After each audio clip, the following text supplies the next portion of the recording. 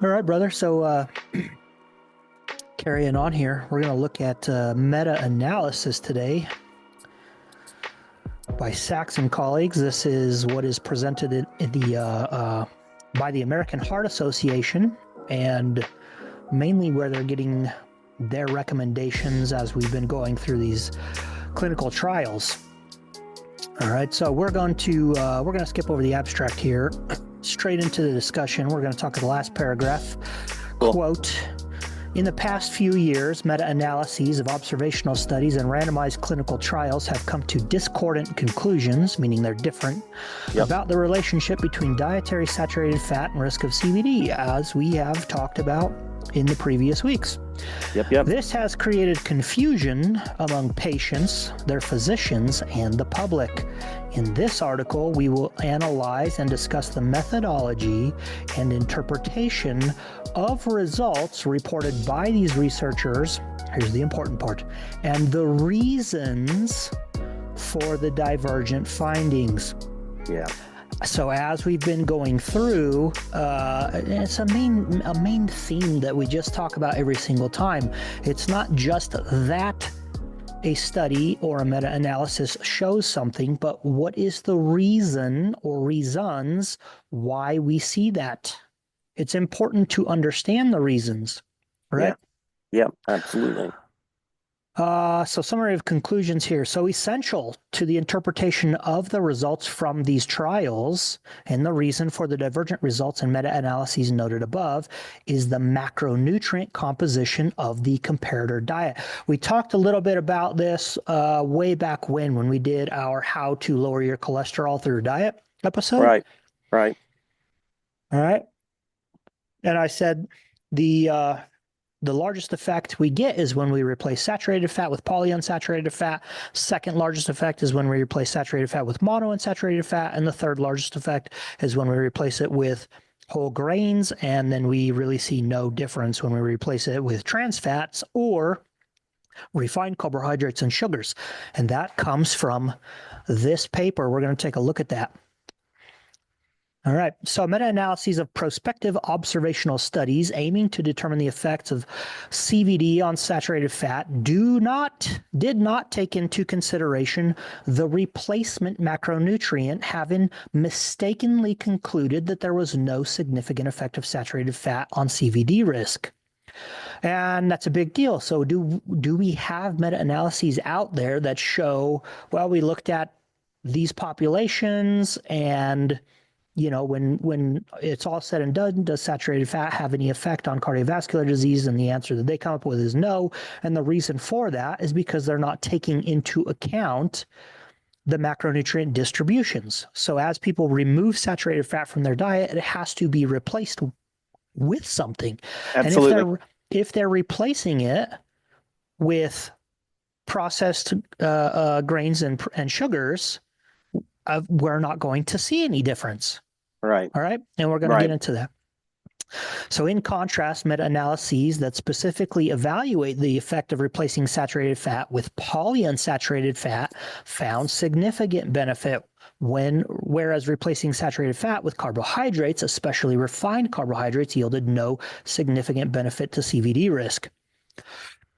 And so we're on the seed oil kick. So what I have highlighted in this is specifically seed oil trials. So polyunsaturated fat. So when we lower saturated fat with polyunsaturated fat, and they start out by saying in the mid-1950s, there was 4 research groups that reported replacing saturated fat from animal products with unsaturated fat from vegetable oil substantially reduced serum cholesterol levels. And that's true. So you have a lot of Ansel Keys work. Everybody's going to be familiar with that stuff. This is prior to the 7-country study. Right. So yeah, there were four research. And so soon after that, we started having these control trials coming out, the ones that we've been looking at. Right. So they examined several systematic reviews and meta-analysis, and they identified 10 trials, but they have 4 of them which make up their core trials for their meta-analysis they conducted. And then the other 6 we're going to look at, they excluded for certain reasons, okay? Now, the core trials are made up on the basis of quality of study design execution, we talk about that quite a bit, and adherence. And these trials compared high saturated with high polyunsaturated fat intake, and they, in red here, did not include trans unsaturated fat as a major component. They controlled the dietary intake of the intervention and the control groups, and they had at least 2 years of sustained intake of the assigned diets.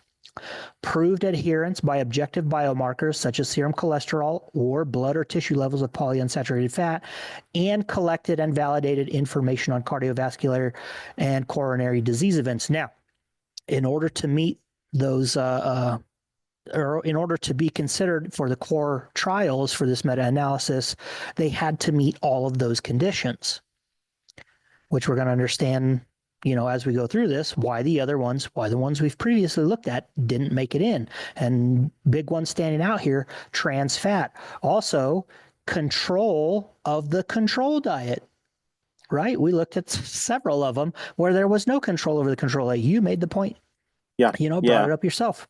Yeah, absolutely. A reason for the 2-year minimum duration is that changes in polyunsaturated fatty acids very slowly equilibrate with tissue fatty acid levels, and it takes around 2 years to achieve 60 to 70% of the full effect. So the trials we looked at were less than 2 years, right? It was 1 to 1.5 years.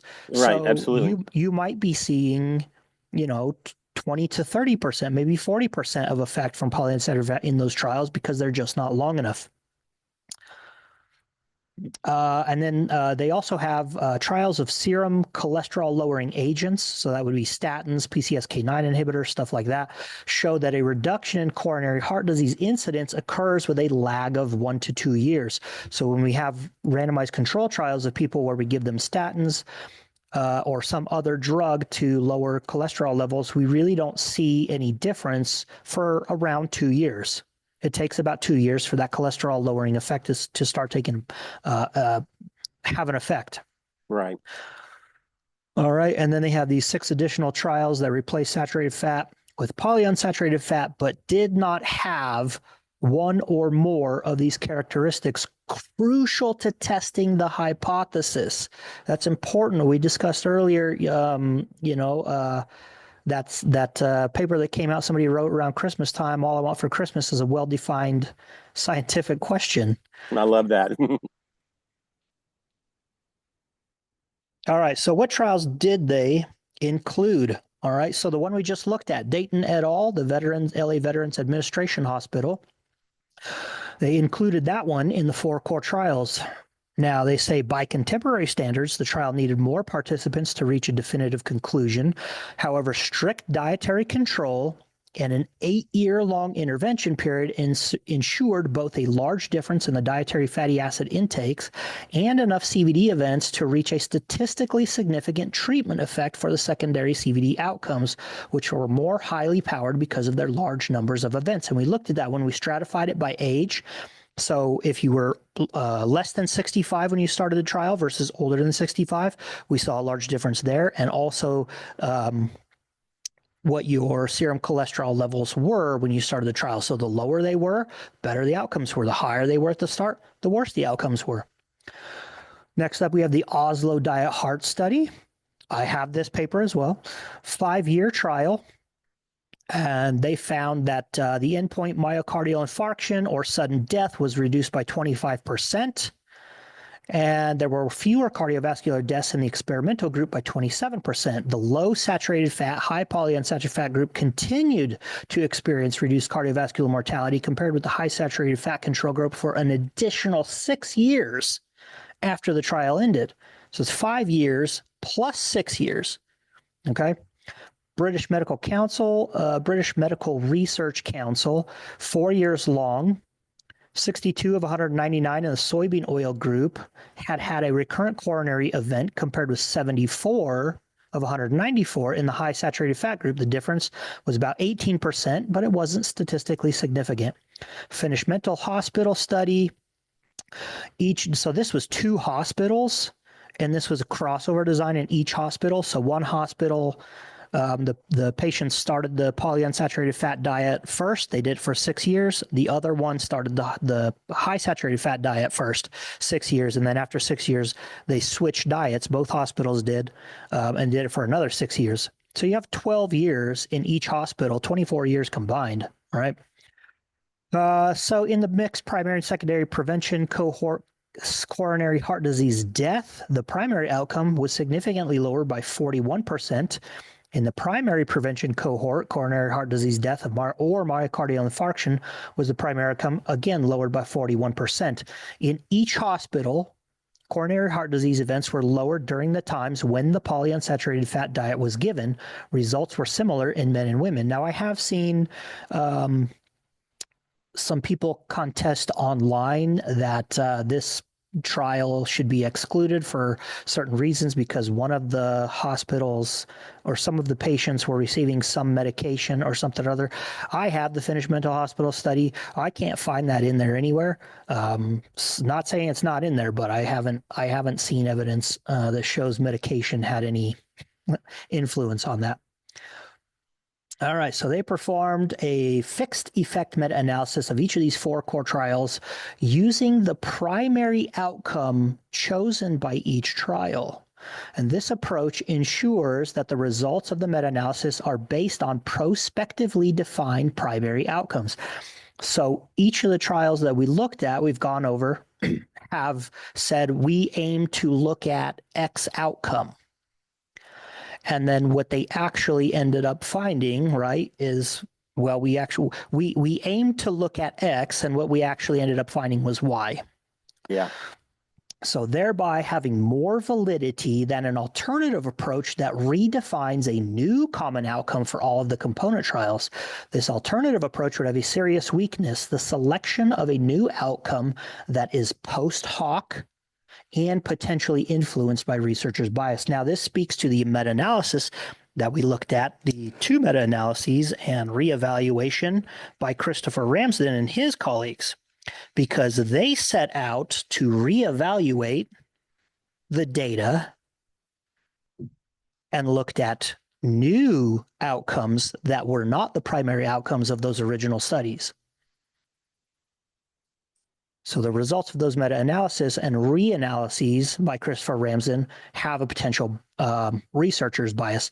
I would say, yes, that's the case, since they really, as we went through it, they really took some liberties to suggest that these trials were highly influenced by linoleic acid, which we showed. There's a whole bunch of factors that were in there.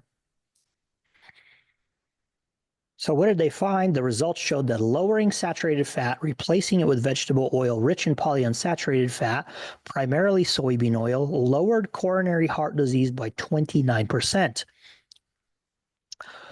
They're non-core trials. So we have STARS, the St. Thomas Atherosclerosis Regression Study. It was only 3.3 years. And that's why they excluded it, right? Yeah. We have the Welsh DART study. There were 8% fewer men with coronary heart disease or non-fatal myocardial infarction in the fat advice group. So this basically, they didn't really compare like vegetable oil to not. There's just one group got fat advice and the other one didn't. So no control over the control group, right? But they still saw a benefit. There were 8% fewer men with coronary heart disease death or non-fatal heart attacks in the group that got fat advice. Wasn't statistically significant. Holtzmuller et al. Was a 6-year trial.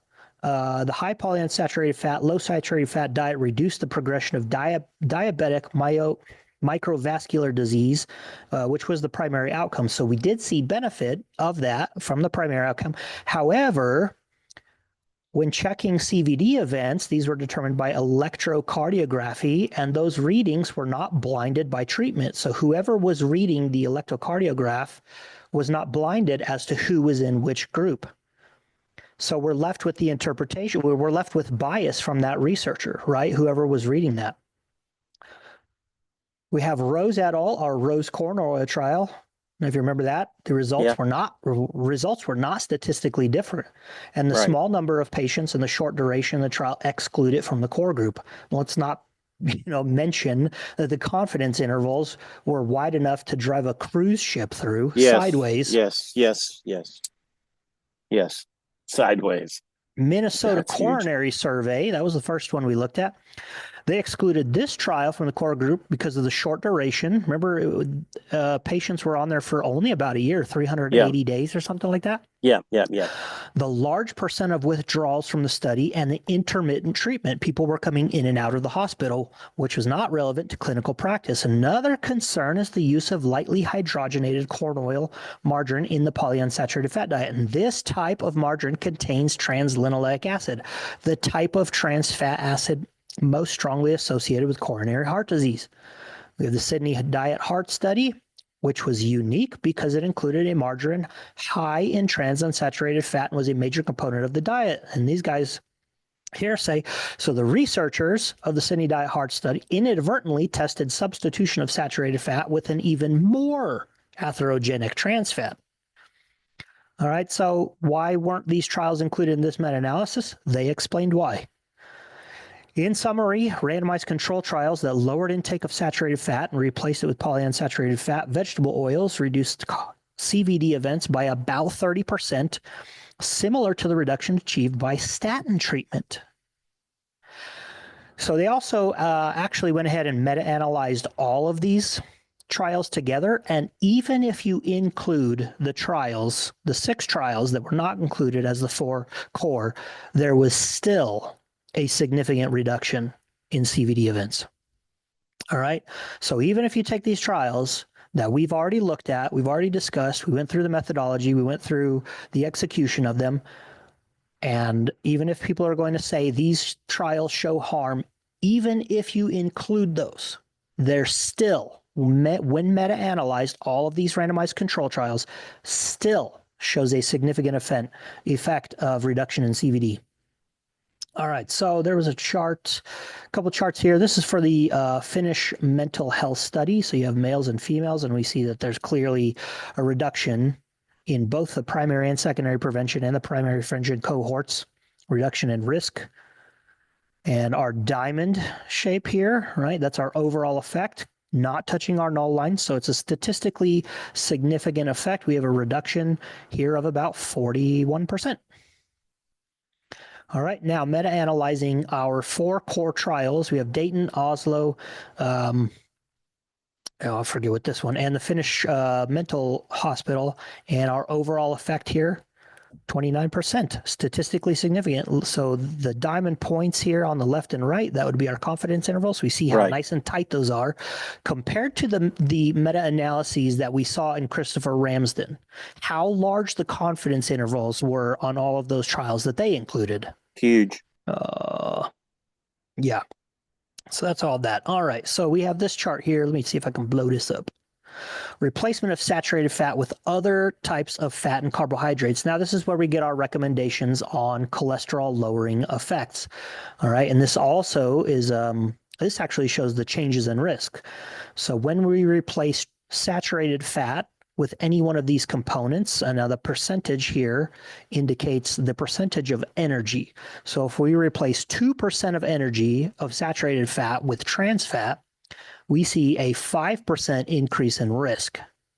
Statistically insignificant, but it's a 5% increase in risk. When we replace 5% of saturated fat with MUFA, we get a 15% reduction. When we replace 5% of saturated fat with PUFAs, we get a 25% reduction. When we replace 5% with refined starches and sugars, we get a 1% increase in risk. Very, very small, but a small increase. When we replace 5% with whole grains, we get a 9% decrease. So this is the inclusion, or this is the results we get when we meta-analyze all of these randomized control trials and all of the epidemiology that we have. When we look at the totality of evidence, right? We put everything together. What do we see when we look at everything? This is what we get. All right. And then our last graph here, replacement of saturated fat with other dietary fats on certain things like total mortality, cardiovascular disease mortality. So what do we see? Reductions in total mortality. When we decrease saturated fat, we increase MUFAs and PUFAs, and specifically from plant sources. So we've looked at this before where we stratify low carbohydrate diets based on whether those fat sources are coming from animals or plants. And when we look at low carb diets coming from, or fats are coming from animal sources, we see increases in mortality. When we stratify it by plant sources, we see decreases in mortality. Cardiovascular disease, a slight lowering by MUFAs, but not very much, but a very large effect when we do it by PUFAs, cardiovascular disease. And that's the main thing that we're looking at here, right? Cardiovascular disease mortality. Cancer mortality, this is interesting. Trans fats actually lower cancer mortality compared to saturated fats, just a little bit, right? Yeah. Neurodegenerative diseases, so that's Alzheimer's, Parkinson's, stuff like that. We have a lowering when we include MUFAs and PUFAs and we exclude saturated fats. When we add more trans fats, we see an increase there. Respiratory diseases, right? Pretty significant effects here when we replace saturated fat with MUFAs and PUFAs. So that's it for looking at the seed oils from this meta-analysis. And this meta-analysis shows a good reason why the trials that we looked at, so Minnesota Coronary, Sydney Diet Heart, Rose Corn Oil, all those things, we don't really consider those to be very good forms of evidence at testing this hypothesis, and they explained why in here. And we also went through each one of those trials individually. Then we looked at the LA veterans. I'm not going to go through all of the, Oslo Diet Finish, mental health. We're not going to do all of those. But we looked at the LA veterans because it's one of the better ones, where we can see that there was an attempt to control both the control diet and the intervention diet. They created two diets, whereas in the other ones, it was just like, yeah, we just let them eat whatever. And then the other guys got this other diet. So there's no control over it. Longer intervention time. They assayed tissue biopsies. You know what I mean? There's tons and tons and tons. And I didn't show it when we looked at it, but there was just tons and tons and tons of data in that. And then again, this meta-analysis here, this has a whole bunch more information on it. Quantitative effects from fats and carbohydrates on LDL, LDL cholesterol mediating dietary effects on cardiovascular disease, LDL sizes, you have triglycerides. They go in to talk about individual saturated fatty acids.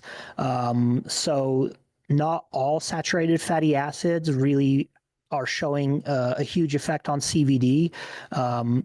They had let me see. So they have a chart up here. Yeah. So it shows what the food source is and then these individual things. So stearic acid by itself isn't really associated with cardiovascular disease or coronary heart disease, but it really seems to be, I believe it's palmitic and myristic acid. It could be myristic and lauric acid, but those seem to be, there's really only two types of saturated fatty acids that really are causing most of the effect on cardiovascular disease, atherosclerosis, and stuff like that. As you go down and you look, so coconut oil, pretty high in these saturated fatty acids that are correlated with CVD that we see cause increases in LDL cholesterol. Butter, lard, palm oil, palm kernel oil, very high in that stuff, right? So as in beef tallow, you can see they're pretty high in that stuff too. And then our polyunsaturated fatty acids, as that amount of linoleic acid or alpha linoleic acid increases within that food source, we see these other saturated fat acids go down. And so that's why. So they go on to explain that stuff in here. They talk about dairy fats. You have a section on coconut oil itself. So pretty good stuff. I didn't go through all this because we're just really looking at seed oils. This study, Dietary Fats, Cardiovascular Disease, a presidential advisory from the American Heart Association, is available free. You don't have to pay for it. All the other ones I had to pay for. I don't know how people It's has been quite expensive We need to over have a over the Patreon. years. We need to have a Patreon thing going Yeah. on. So I bought all of these prior to doing all these episodes. I've had these for a while. I just didn't think it was important to talk about them. But as we begin 2025 and there's a lot of information floating around, I thought it pertinent to, hey, let's go ahead and look at these, because the people who are citing them and saying, Right. well, this supports my, clearly haven't looked at them. Or if they have, the words don't mean what the words mean. So that's that. Seed oils, the totality of evidence that we have shows the seed oils are particularly beneficial at reducing cardiovascular disease and reducing cardiovascular disease mortality when replacing saturated fatty acids. So there you have it. All right, we are going to look at the 7-country study next week, because that is another one that gets touted with a lot of claims being made about it, and we're going to show clearly those people have not even bothered to read crack, it, to crack that sucker open. Yeah, we're gonna find out some good stuff on that. Yep. All right, so there you go. Hope you guys got something from this. Hope some minds are blown, and we will see y'all next time. Coach Lambie and Dwayne out.